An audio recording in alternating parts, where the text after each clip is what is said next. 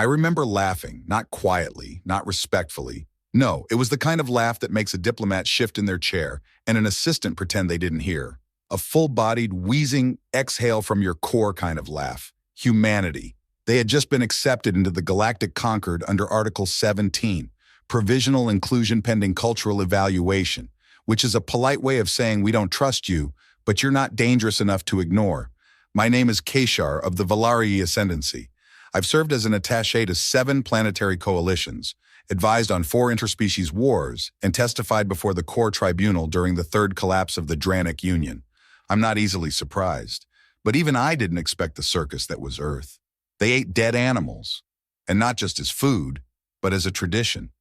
They argued over who had the best method of slowly cooking slabs of flesh over fire. Barbecue, I think they called it. They willingly consumed fermented toxins to reduce cognitive function, then danced like limb-damaged Lekthi beetles. I once saw a human challenge a 3-meter Fenquar warrior to hand-to-hand combat. Why? Because he said, and I quote, "I've had worse after tequila. I had to look that up. It's poison." They drink poison recreationally. So when a patrol vessel belonging to the Thalanari Empire accidentally incinerated one of their civilian transports near a mining colony, I barely flinched. The humans were in restricted space. The warning had been sent. The weapon system malfunctioned. All tragic, but routine. No one even called it an attack. The report was stamped incident, non-aggressive. Compensation was calculated. The humans were offered restitution. Their ambassador didn't even raise his voice. He simply looked at the document, nodded once, and said, "You'll hear from us soon." The way he said it made a few in the chamber shift uncomfortably. Not me. I rolled my eyes. You see, that's the thing about primitive species. They don't know how this galaxy works. They think revenge is loud, fast, emotional, and humans?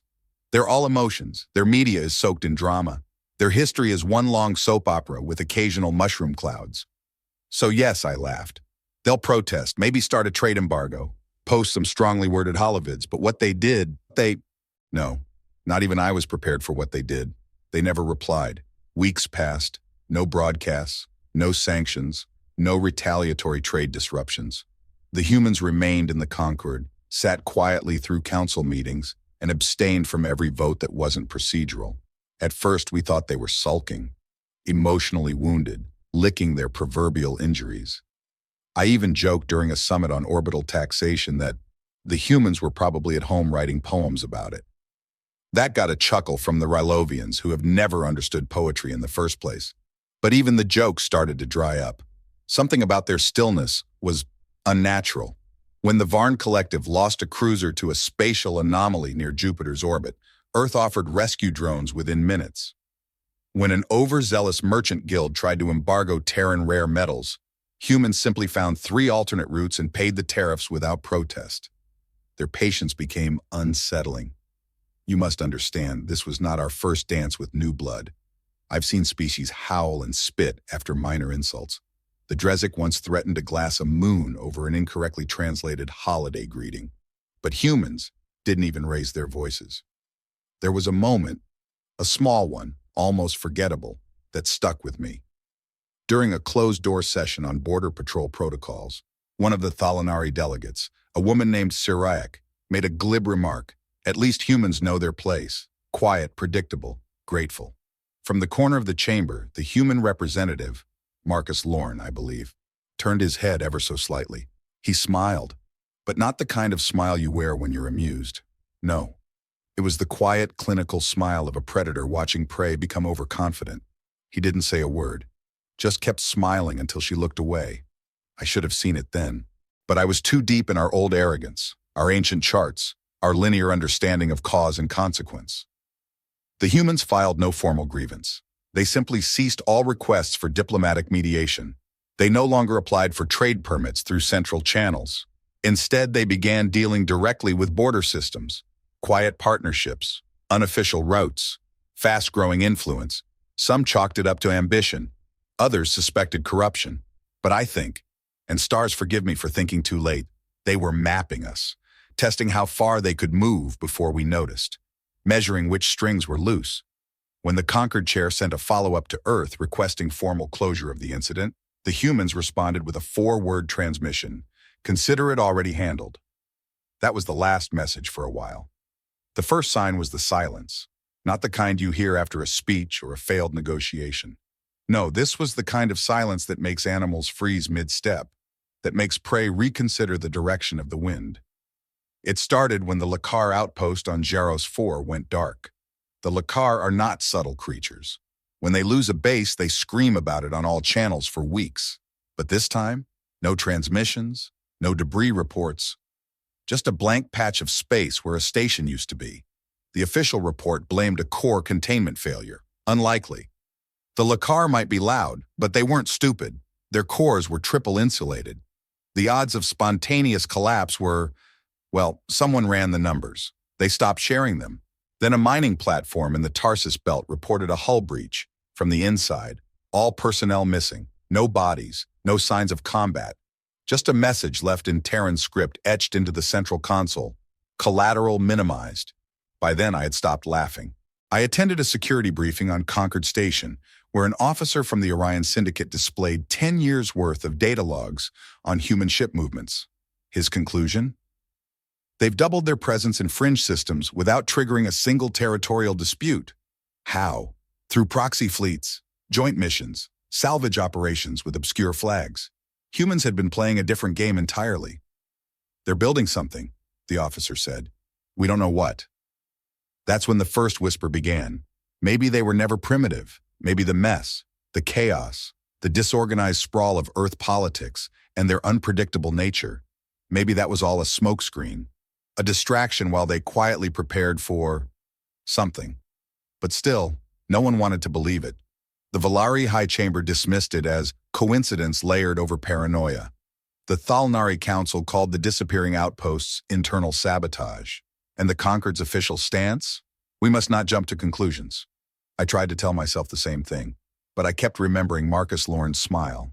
Not angry, not proud, just sure.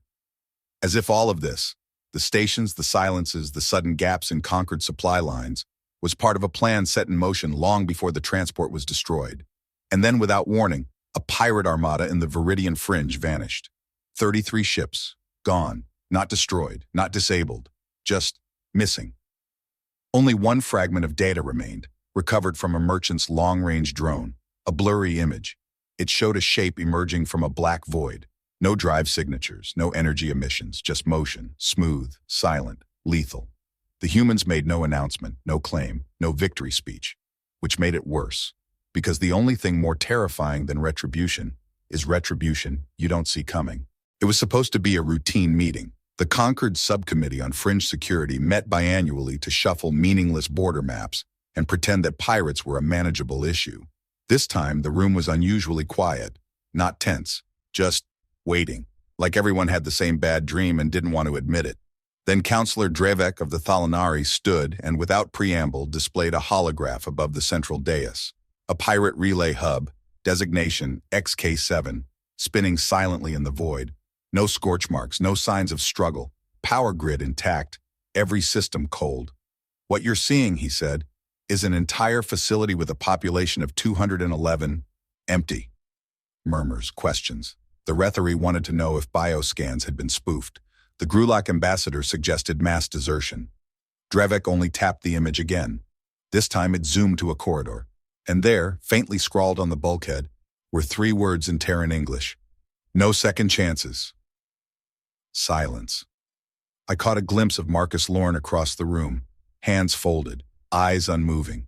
He wasn't hiding a reaction. He simply didn't have one. And that scared me more than anything else. After the session, I requested a private briefing from my Velari superiors. I was told, politely but firmly, that the matter is being monitored. When I pressed further, they invoked Clause 17 of the Non-Escalation Charter, which is a fancy way of saying, do not poke the hornet nest. 2 cycles later, another anomaly. A shipyard operated jointly by 3 minor powers, the Sakal, Hareen, and Oval, was found missing, not destroyed, not even dismantled, missing. Its orbit was tracked perfectly for 10 years. Then, one day, the facility was no longer there. Scans detected no explosion, no drift, just an absence. And floating in the precise coordinates where it had once been, a single black cube, roughly the size of a chair. Inside it, encoded at the atomic level, because of course the humans couldn't just send a message the normal way, were 5 words. Debt settled. Books now balanced. It was starting to become a pattern, precise, targeted, surgical, and always deniable. No species was willing to accuse humanity outright. What would they say? That Earth had weaponized absence, that they'd somehow cracked stealth tech so complete it bordered on sorcery. Besides, it wasn't just what they were doing, it was how. The Lakar once bragged about their gravitic pulse arrays. The Thalanari flexed their mass-reducing cannons. Humanity? They made things disappear, left behind ominous poetry, and said nothing at all. It wasn't just unsettling, it was art. It happened during a trade summit on Halvan Prime, a routine gathering meant to broker tariffs between the conquered and various independent systems. Ceremonial handshakes, hollow speeches, fruitless debates about access lanes and customs parity. No one expected the question. Councillor Threxel of the Korani, young, bold, and utterly oblivious, stood, turned to the human delegation, and asked with a smirk, "Tell me, Ambassador Lorne, why didn't your people retaliate when your civilians were killed? Surely vengeance is a human trait, yes?" The room stilled. Not the normal stillness of bureaucracy. No, this was something deeper. A halt in gravity, a pause in temperature, a tightening of lungs. Lorne did not blink. He didn't even lean forward. He simply answered, "Who said we didn't?" No raised voice, no theatrical flourish, just 5 words, delivered with the calm of a surgeon and the precision of a guillotine. I felt my second heart skip. I wasn't alone. Even the Grulak, who digest emotions instead of feeling them, shifted uneasily in their containment suits. Threxel tried to laugh. Well, I suppose we've seen some strange accidents lately." Lorne cut him off. Not accidents, warnings. There it was. The moment, the fracture, the illusion shattered. Not even the Thalnari said a word. When the meeting adjourned, no one stayed to network. No ambassadors shook hands. Lorne walked out alone, leaving behind silence that hummed louder than any explosion. And suddenly, every coincidence, every vanishing station, every derelict vessel, every black cube, took on a different meaning. They hadn't been hiding. They'd been speaking. We just hadn't understood the language. Later that week, an old friend of mine, intelligence liaison Serex from the Dravari Combine, requested a private call. He looked like he hadn't slept in weeks. "They cracked the gravitic shell collapse models," he said. "That's how they're erasing installations without debris." "That's impossible," I replied. Serex stared. "So was surviving a Thalanari plasma burst with a titanium hull. But they did that last cycle too." And it hit me. This wasn't emotional retaliation. It wasn't about rage or pride or even justice. It was about control, message, optics, strategy. The humans weren't reacting. They were correcting. And with each correction, the galaxy was beginning to learn the most horrifying truth of all. Humanity was not vengeful. Humanity was patient. They called it pattern convergence. That was the term used during an emergency analysis conducted by the Thalanari Strategic Defense Grid.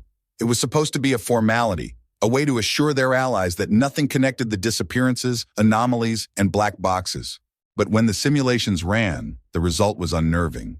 Every incident, every missing shipyard, every failed sensor sweep, every derelict outpost, formed a near-perfect orbital lattice if plotted on a 3-dimensional galactic scale. The nodes weren't random. They were marks, map pins. One of the analysts reportedly stood up during the briefing and said aloud, "They're drawing something." Of course, no one believed that literally, but symbolically? The implication struck deep, a shape, slowly closing in around the central Concord systems, a slow-motion noose, woven thread by thread, and they weren't even hiding it anymore. A relay station near the Virgil Rift went offline. Upon inspection, a small shard of metal was found lodged in the outer hull. It bore a phrase etched in a microscopic Terran alloy. "You marked the first stone. We'll lay the last." Diplomats began canceling appearances. Civilian shipping lanes were rerouted. Minor powers panicked and attempted to broker trade deals with Earth, despite not being part of the conquered. I was summoned to a Velari Senate meeting for the first time in 2 decades. No more jokes, no more laughter. The first speaker asked me directly, "Kishar, what do the humans want?" It should have been an easy answer. Trade, leverage, resources, but I knew. I had known since the second Lorne smiled without smiling. Since the first relay hub went dark. Since the first poetic warning appeared on scorched steel. They didn't want anything. They wanted us to want something. From them. They were reshaping the balance of power not through invasion, but through terrorized compliance. Through anticipation. Every diplomat, every war strategist, every coalition was now thinking about Earth first. Humanity had achieved in 5 cycles what others hadn't in 5 centuries. I watched species rearm their fleets not against their rivals, but in case of Earth. And still, Earth said nothing. No announcements, no ultimatums, no speeches, just motion. Quiet, deliberate motion, like a wave far off the shore. Easy to miss at first, until it breaks. It arrived in a black envelope, physical, hand-delivered. Who even used physical correspondence anymore?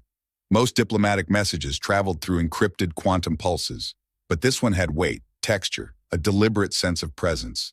Each Concord ambassador received one simultaneously. Inside was a single sheet of matte white composite, no seal, no signature, just 16 words printed in bold, unmistakably Terran script. You may return to normal, provided you remember what our version of normal means. The galaxy froze.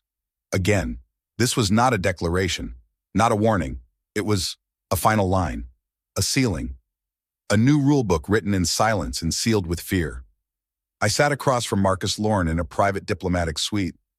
He sipped something dark and bitter-smelling from a porcelain cup, like this was a casual lunch. "We have concerns," I said carefully. "You always have concerns," he replied, "usually about the wrong things. What happens if someone pushes back?" Lorne didn't smile. He stopped smiling, which somehow felt worse. "You're assuming we stopped pushing," he said. "We didn't, we just let you notice it now." I tried to push the conversation toward something familiar. Treaties, arbitration, negotiation, the structures I understood. But Lorne dismissed them all with a wave. "You had frameworks. We had contingency plans." He stood, finished his drink, and added, "You mistook empathy for weakness, peace for apathy, patience for ignorance." Then he looked me dead in the eyes. "And now you're going to mistake our mercy for a second chance." When he left, I realized I'd been holding my breath. Within 2 cycles, a wave of policy reversals swept the Concord. The Thalanari withdrew from 3 contested zones near Earth's frontier. The Lekar signed a joint defense treaty with Terran High Command. The Sikal, who once joked that Earth wouldn't last a decade, offered exclusive trade rights on their plasma conduits. The Council of Rathari issued a formal statement praising Earth's maturity in crisis. Everyone pretended it was diplomacy. Everyone knew it was surrender. Humanity had not merely retaliated. They had restructured diplomacy itself, not with fleets, not with armies, with absence, with tension, with the unbearable weight of anticipation. The open hand was a courtesy. The closed fist had always been there. And now, even in peace, we all look toward Earth with the quiet, abiding fear one reserves for the eye of a storm. The demonstration was scheduled, without formal announcement, for Standard Cycle 42. It began with a private invitation, sent only to the 10 most influential military powers in the Concord. Not a summit, not a hearing. Just coordinates, a timestamp, and the words, "Observe carefully, no action required." Some refused, out of pride, fear, denial. But the ones that mattered sent observers. So did we. The location was Sector K Delta, a system so unremarkable it didn't even have a name. Just a sequence code, a dusty moon, and an old outpost abandoned during the First Expansion War. I was patched into the Velar diplomatic feed, watching in real time from orbit. At first, nothing. A dead star system, empty vacuum, one silent moon.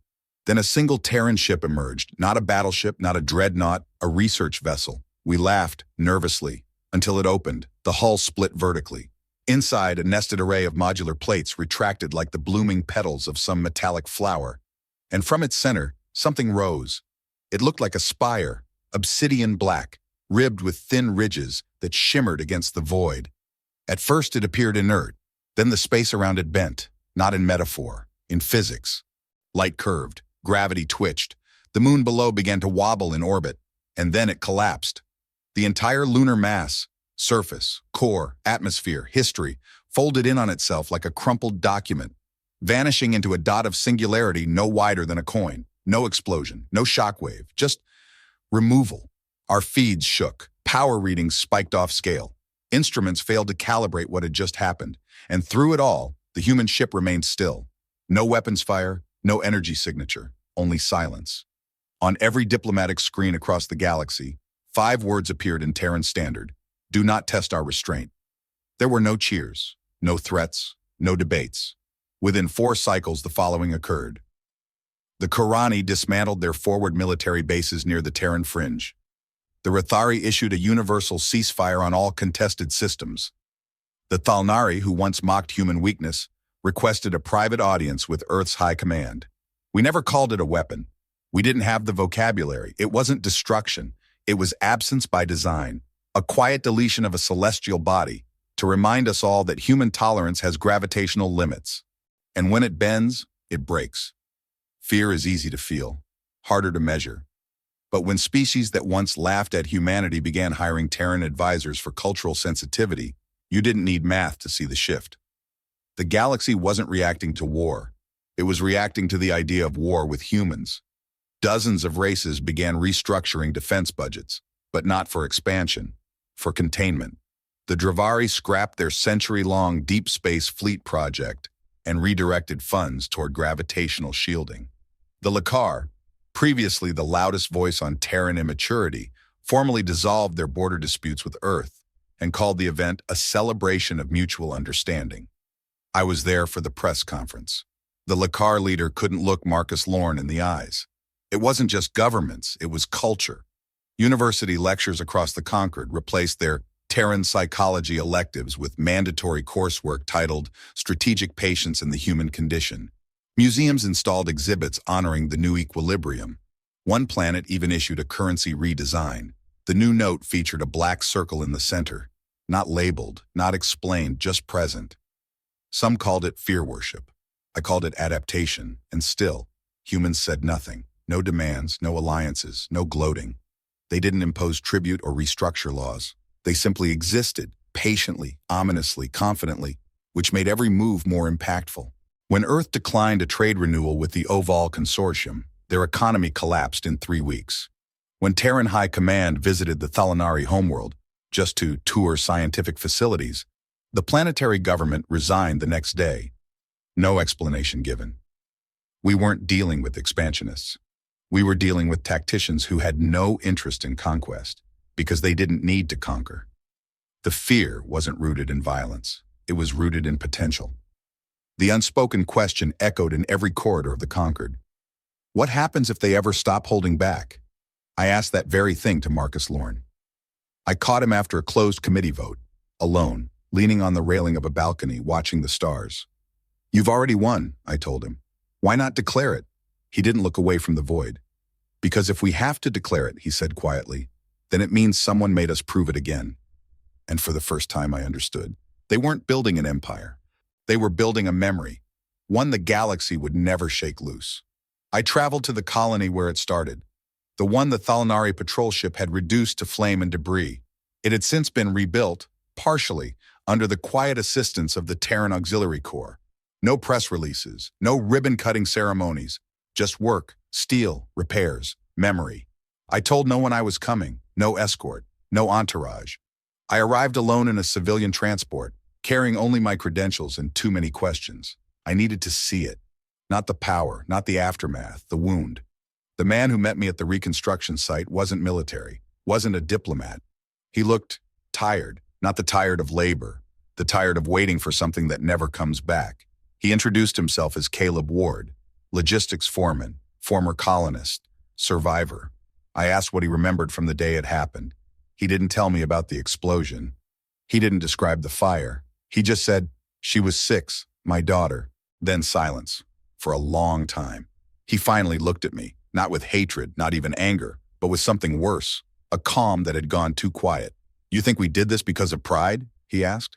"Because someone touched our flag, burned our colors?" I said nothing. "We did this," he said, "because you taught us what happens when we don't." And I realized the silence of humanity wasn't born from arrogance. It was carved from funerals, from mistakes, from centuries of being told to wait, to obey, to bleed without reply. Caleb didn't look like vengeance. He looked like someone who had outlived it. "We warned you," he said. You thought we were just loud monkeys with guns. You didn't see the equations behind the grief. He gestured to the sky. Now you're scared of what we'll do next. But the truth is, we don't want to do anything next.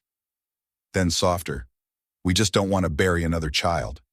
When I left the colony, I sat alone in my cabin, watching the stars slide past. For the first time, I didn't fear Earth's weapons or ships or silence. I feared the patience of a species that had every reason to scream, and instead learned how to wait. And when it chose to act, it didn't lash out blindly. It simply ensured that no one would ever forget why it had to. They say recognition comes in stages. For us Velari, we're taught to classify threats by scale, speed, and system disruption.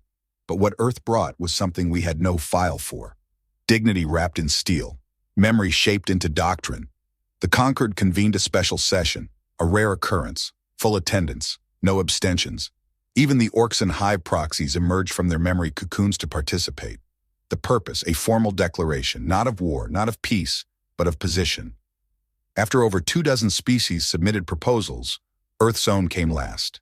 A short document, 8 lines, no legalese, no ambiguity.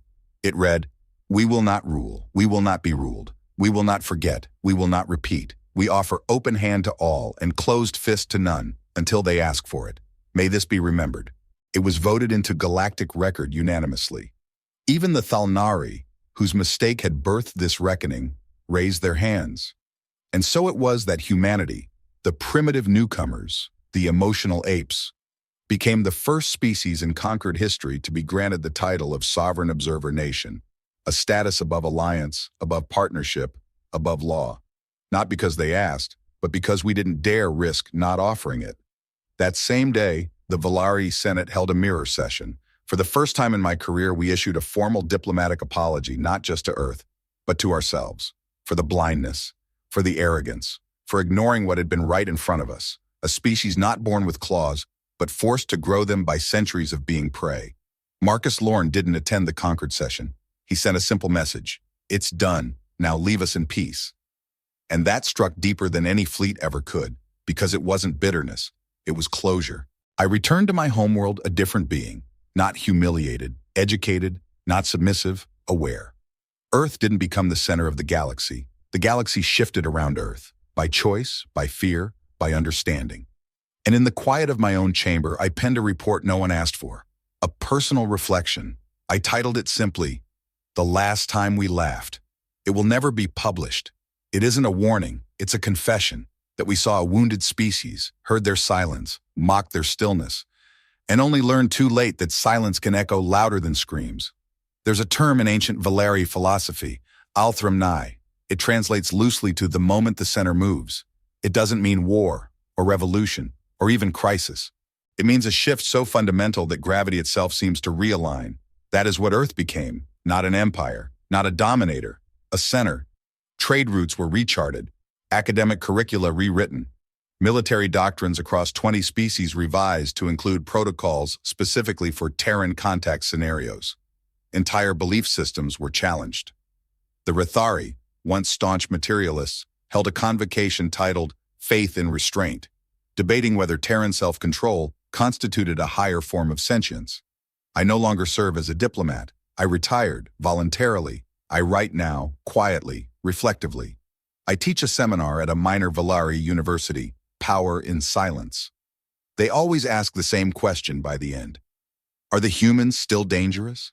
And I always answer the same way. Only if they have to be. That's the brilliance, the horror, the gift. They do not threaten. They do not demand.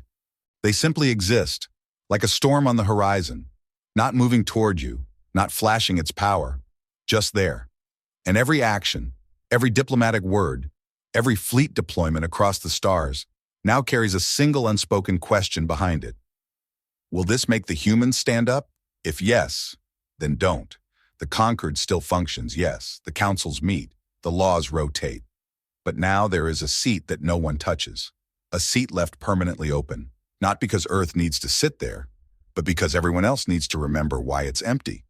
In the Terran archives, there is a phrase they used to repeat in ancient history, before they reached the stars, before they united their tribes and burned their flags in favor of one. Speak softly and carry a big stick. They no longer need the stick. They've become the silence before it. And that, in the end, is what broke us. Not the weapon, not the moon they folded, not the cube etched with poetic threat. It was the realization that we had watched them grow, mocked them as they learned, dismissed them as they suffered. And they remembered everything. Not to hate, but to make sure we did too. So I end my account here, not with fire, not with blood, but with the simple truth no species will ever forget. Asterisk. Asterisk humanity was peaceful by choice and terrifying by necessity. Asterisk asterisk.